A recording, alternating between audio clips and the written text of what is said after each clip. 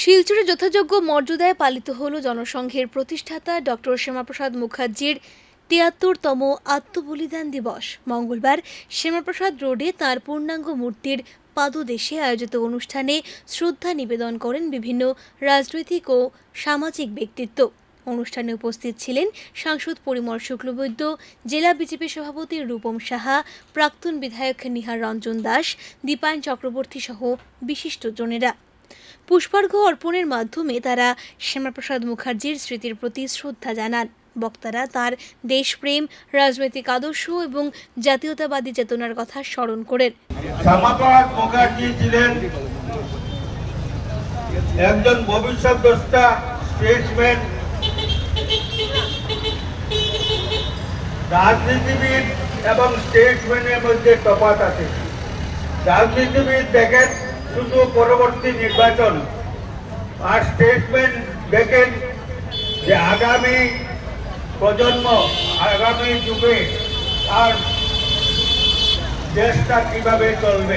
সাংসদ পরিমল শুক্লবৈদ্য শ্যামাপ্রসাদ মুখার্জিকে জাতীয়তাবাদের এক উজ্জ্বল প্রতীক বলে উল্লেখ করেন। যেখানে দাঁড়িয়ে কথা বলছি, একদিকে ওনার মূর্তি, আর ঠিক বাপাসটায় আরো একটা বাড়ি আছে, যে বাড়িটার আহ্বানে প্রথম শ্যামাপ্রসাদ মুখার্জি আমাদের এই ভূমিতে পদার্পণ করেছিলেন। এটা আমরা জানি। বিথিকাদি এবং অন্যান্য যারা আছেন ভাই বোনদের বাড়ি মূলত পরাধীন ভারতবর্ষের রাজনীতি কংগ্রেস করেছে, আমরা সবাই জানি। আর পরাধীন ভারতবর্ষে যদি কেউ ভারতীয় সনাতনী মানুষদের দুঃখ দুর্দশা বা ভারতীয় সনাতনী মানুষদের আগামী দিনের যে জাতীয়তাবাদী পরিকল্পনা সব নিয়ে যদি শিক্ষা সংস্কৃতি নিয়ে যদি কেউ ভাবেন, এই একটা এদিন স্মারক সমিতির পক্ষ থেকে শ্যামাপ্রসাদ মুখার্জির ১২৫তম জন্মবার্ষিকী উপলক্ষে অসমেও সরকারি ছুটি ঘোষণার দাবি জানানো হয়।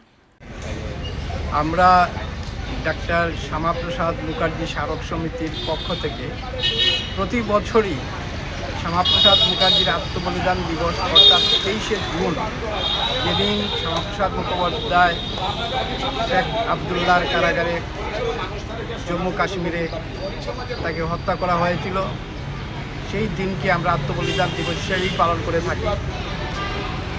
বিজেপি ও আজকের দিনটিকে আত্মবলিদান দিবস হিসেবে পালন করছে, বিভিন্ন অনুষ্ঠানের মাধ্যমেও করছে।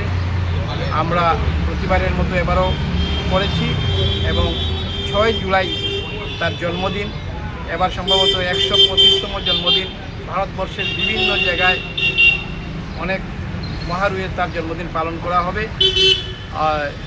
পশ্চিমবঙ্গ সরকার ৬ জুলাই শ্যামাপ্রসাদ মুখার্জির জন্মদিনকে একটা ছুটির দিন ঘোষণা করেছে।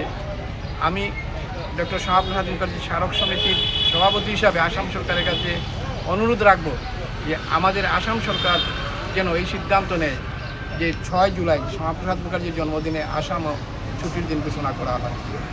সমবেত জাতীয় সঙ্গীত পরিবেশনের মধ্য দিয়ে অনুষ্ঠানের সমাপ্তি ঘটে।